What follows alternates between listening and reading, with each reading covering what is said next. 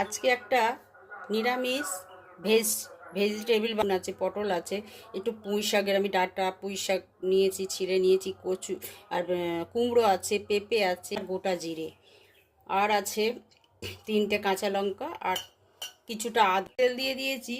তো ভেজিটেবিলগুলো আমি আগে সমস্ত সবজিগুলো আমি ফ্রাই করে নিয়েছি। এবার আমি সর্ষের তেল দিয়ে দিয়েছি 2 টেবিল চামচ, গোটা গরম মশলা, 5 ফোড়ন, জিরে, হিঙের ফোড়ন দিয়ে দিলাম। এবার কাঁচা লঙ্কা, আদা কষানো। 1 চামচ আমি হলুদ গুঁড়ো দিলাম, 1 চামচ জিরে গুঁড়ো দেবো, 1 চামচটা হয়ে গেল। মশলাটা দেখুন কষানো হয়ে গেছে। এবার একে একে এই ভেজিটেবিলগুলো দিয়ে দেবো। সবজিগুলো দিয়ে দিয়েছি, শুধু বেগুনটা দিইনি আর শাক চিনি দিয়ে দিলাম। চিনি না দিলে এটা খেতে ভালো হবে না।